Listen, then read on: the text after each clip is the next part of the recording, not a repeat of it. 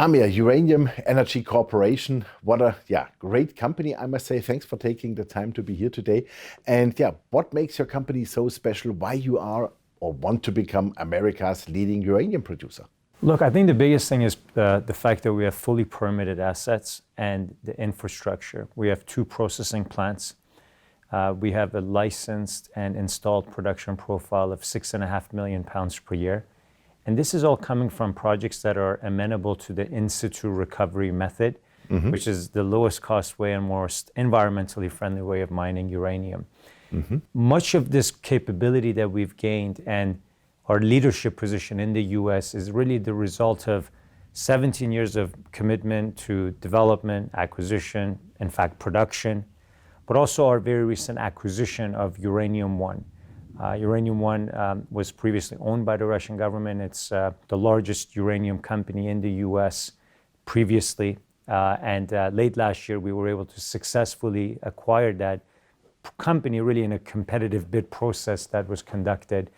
And that really puts us in a position now where we have a Wyoming hub and spoke strategy anchored by a central, fully built operational processing plant, alongside what we've always historically had, which was our South Texas hub and spoke strategy. So you have 2 production platforms, 7 individual deposits that are fully permitted. Which we see already. The 2 processing plants are built. And that is just our permitted assets. What you see on that slide there is really the fact that there's a very deep and diversified portfolio of resources in the ground, covering a number of different states within the US and some exploration projects also in Canada and in South America as well.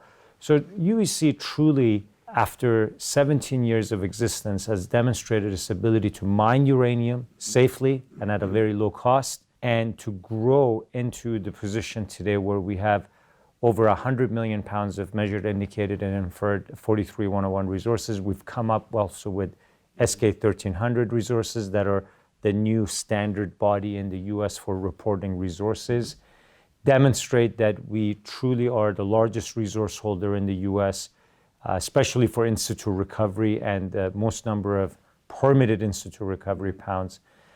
And also, I think the other thing that sets the company apart is that we're unhedged, debt-free, and have established a physical uranium program where we've acquired, for immediate delivery and long-term deliveries, 4.6 million pounds of uranium at an average cost of $35 per pound. The uranium price today is at $59, being offered at $60, which means our physical uranium program has an unrealized gain of over $100 million.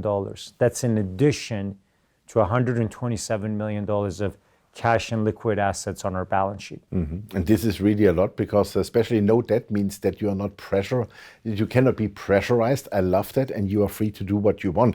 We see already here now, you have Wyoming, Reno Creek, you have the Texas hub and spoke. So you can do this, as you said, 6.5 million pounds. How fast can you do that? Meaning how fast you think you can go in production? And do you want to do that all in once? Or do you want to say, okay, no, we start with the first, let's say 2.5 million, then we build it up? And what would it cost? Certainly, production ramp-up is going to take place over the coming few years, and it's going to involve restarting production both in Texas and Wyoming. We're going to take a number of steps towards the launch of production. So, for example, we are currently in the process of reporting a new consolidated resource report of all of our Wyoming projects in a new Wyoming hub and spoke technical report, resource report, combining our Reno Creek project with the Uranium One assets that we acquired. And Reno Creek is a project we acquired in 2017. It's the largest fully permitted pre-construction uranium project in the US. We were previously planning to build a processing plant there. Now we don't need to do that because of the processing plant we've acquired from Uranium One. So there's quite deep synergies there and quite a bit of saving that we're going to realize as well. On the back of the new Wyoming hub and spoke report that we're going to release, we'll look to complete additional economic studies to look at new costs and new cost estimates, especially in today's inflationary environment, to make sure that we have a plan that covers a ramp-up period from here on. We could be back in production very fast, in less than 6 months, but from there would be a multi-year production ramp-up process. In South Texas, we're drilling right now at our Burke Hollow project with 4 rigs. We started that drilling earlier this year in January to drill out the first production area at our Burke Hollow project. This is a large, exciting project that we're bringing online, and it's going to really anchor the production restart in South Texas. Ultimately, in South Texas, when we were last in production, we were seeing operating costs around $22 per pound. In Wyoming, historically, companies, and what we would expect to see are prices that are around $30 per pound. These numbers are historic. Again, we need to see what updated current costs are going to be, and that work is underway to really put better definition around these types of expectations. Having said that, we are truly in a leadership position to be even talking about production restart. 99% of uranium projects on the planet today are not even fully permitted yet. So you may have a higher uranium price, but if a project's not fully permitted, you can't do anything about that. So we're in actually a very important and differentiated position that we have our permits, we have our plants. Some of our mines are already installed or being installed in terms of the production well fields. And the discussions we're having are, what are the very specific costs to restart very quickly? And so that's actually a very differentiated and unique position that UEC is in. Can you shortly explain us in-situ recovery? Because I can imagine a lot of our viewers really don't know, really in simple words. Because we see it here, it's all green. I'm missing some cows really even eating the grass. Yeah, I would say it's really green mining, right? In-situ recovery is very environmentally friendly and very low cost. And in fact, it has very deep roots in South Texas and Wyoming, going back 35, 40 years ago. And it was a process invented by the oil and gas industry to recover uranium from sandstone-hosted deposits as an alternative to conventional mining, where you have earth moving, you have strip mining, you dig a big pit, and you've got big ore hauling trucks moving around, and there's waste rock and tailings pond and lots of diesel and labor. This is none of that. This is a process where you're not digging any earth, you're not removing the surface, you don't have explosives, you simply add water and gaseous oxygen into a permeable sandstone setting, and you slowly dissolve the uranium and recover the uranium in solution. So the process naturally again ends up being low cost and very minimal surface disturbance. Unlike other commodities where this type of recovery doesn't play a big role in uranium mining, almost 45% of global production is in-situ recovery. Wow. Kazakhstan as a country has become a single nation OPEC, the largest source of uranium mining on the planet, all with the in-situ recovery method. So in uranium mining, this is a very important technique to understand and pay attention to, because the bulk of production growth in the last 15 years has really been this technology. We have it in the US. It's the birthplace of this method. The geology in Texas and Wyoming is amenable to this. You can't have hard rock, a surface like this that isn't permeable. If I can't move water through this, I can't do in-situ recovery. So Mother Nature has to give you this gift, the gift of in-situ recovery. And if you get it, great. If you don't have it and it's hard rock, can't do anything about it. That's right. So we have a great video on our website at uraniumenergy.com. You can look at how the in-situ recovery method works. It's a big advantage. Let's come to supply demand, because I think this is something which has really changed now. Yeah, we have so many reactors being built. There's so much going on. So what is your view? What has substantially changed to the last uranium hype, which was 2005 to 2007? The biggest change is a very clear understanding as a result of the Paris Agreement, COP26, and a historic pledge by majority of the Fortune 500 companies and governments towards carbon neutrality. Carbon neutrality, also known as net zero pledge, is the world's answer to trying to reduce global temperatures. And it's the realization that we cannot be carbon neutral by 2035 or 2050 if we don't embrace and include nuclear power in the energy mix right alongside renewable sources of power. And this realization, this new take on how we are going to move forward as a growing society, as a growing population, as a world that consumes more electricity than ever before because of electrification, because of e-mobility.